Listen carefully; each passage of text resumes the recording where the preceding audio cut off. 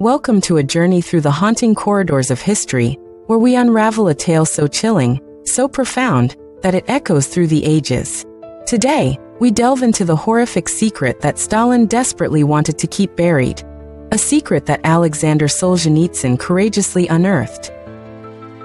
But what is it about this story that grips the soul and refuses to let go? Imagine a world where the very fabric of reality is woven with fear, where every shadow hides a potential betrayal, and every whisper could be your last. This was the Soviet Union under Stalin, a regime that thrived on terror and silence. But why did this happen?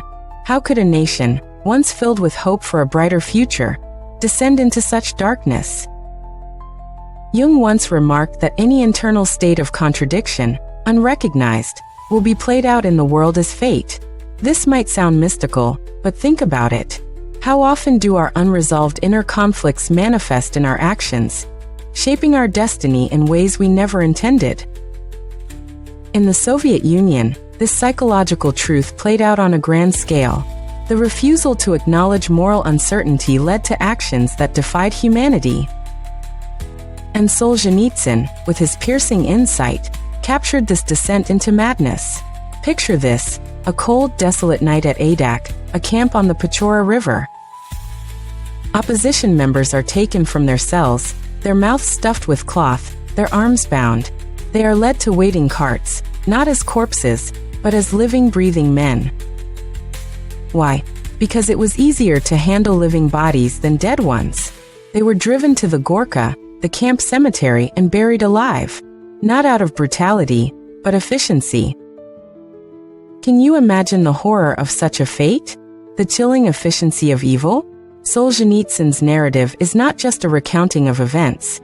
It's a mirror reflecting the darkest corners of the human psyche. It forces us to confront the uncomfortable truth that such evil was perpetrated not by monsters, but by ordinary, well-socialized individuals. People who, in another life, might have been our neighbors, our friends. How does one reconcile this with the image of humanity we hold dear? The story doesn't stop there. It spirals into a web of deceit and survival, where moral compromise becomes the currency of life. In the camps, survival often meant becoming what you despised. Solzhenitsyn recounts the tale of prisoners who, in their desperation to cling to life, became more brutal than the guards themselves. They were offered a rifle, a position of power over their fellow inmates, and they took it. Why? Because it was a choice between life and death. And in that moment, the line between right and wrong blurred into oblivion. But what about those who remained steadfast in their humanity? Solzhenitsyn introduces us to characters who, despite the overwhelming pressure to conform, held on to their integrity. They remind us that even in the darkest times, the human spirit can shine brightly. Yet, their stories are tinged with tragedy, as they often paid the ultimate price for their defiance. As we navigate through this narrative, we encounter the chilling realization that the horrors of the past are not isolated incidents. They are part of a broader tapestry of human history, woven with threads of greed, fear, and blind obedience. The Rwandan massacres, the killing fields of Cambodia, the Cultural Revolution in China, each a testament to the destructive power of ideology when wielded without conscience. Solzhenitsyn's work is a stark reminder of the consequences of choosing security over conscience, of embracing safety at the cost of the soul. It's a call to action, urging us to recognize the patterns of history and break free from the cycle of destruction. But how do we do this? How do we ensure that the lessons of the past are not forgotten? Perhaps it starts with acknowledging our own contradictions, our own capacity for both good and evil. Solzhenitsyn's tale is not just a story of the past. It's a reflection of the present, a cautionary tale for the future. It's a reminder that the line between civilization and chaos is thinner than we might like to believe.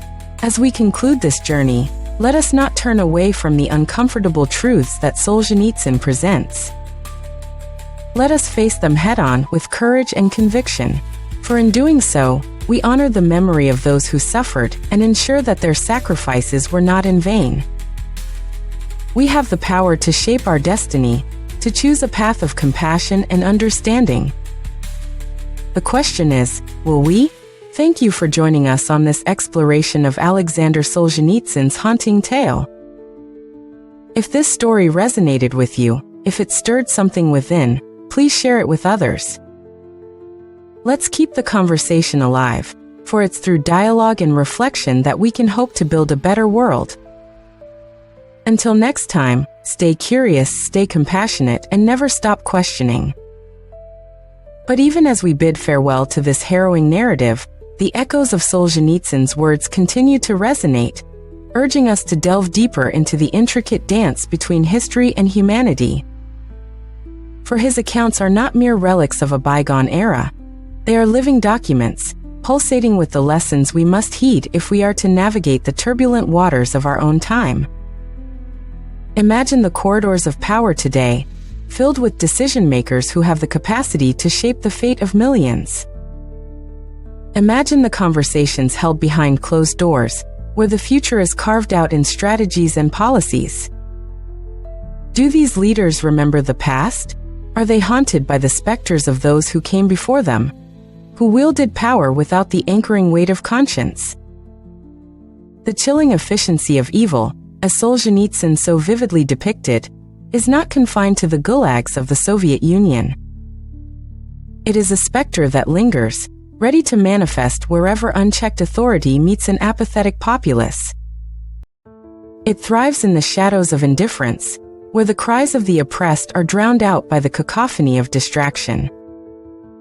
Yet amidst this darkness, there exists a glimmer of hope, a testament to the resilience of the human spirit.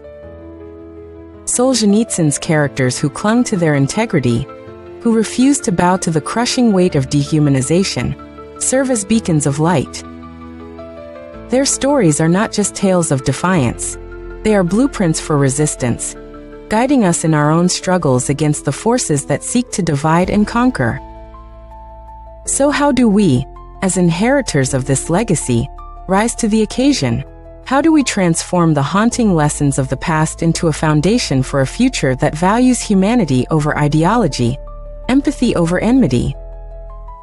The answer lies within each of us, in our willingness to confront the uncomfortable, to engage in dialogue that challenges our assumptions and expands our understanding. Picture a world where education is not just about the acquisition of knowledge, but the cultivation of wisdom. A world where history is taught not as a series of dates and events, but as a tapestry of human experiences, rich with insights into the complexities of our nature. In such a world, the stories of those who suffered under tyranny would serve as powerful reminders of the fragility of freedom and the necessity of vigilance. Let us, then, become the storytellers of our time, bearing witness to the struggles and triumphs of those who came before us. Let us weave their narratives into the fabric of our present, ensuring that their sacrifices are not forgotten. In doing so, we honor their memory and fortify our resolve to build a future that reflects the best of what humanity has to offer. As you step back into the world beyond this narrative, carry with you the spirit of inquiry and reflection that Solzhenitsyn inspired. Share these stories, engage in meaningful conversations, and challenge the status quo. For it is through these actions that we can hope to break free from the cycles of history and create a world where compassion and understanding reign supreme. Thank you once more for journeying with us through the haunting corridors of history. May the lessons we've uncovered guide you in your own path, and may you always strive to be a force for good in a world that so desperately needs it. Until we meet again, stay curious, stay compassionate, and never stop questioning.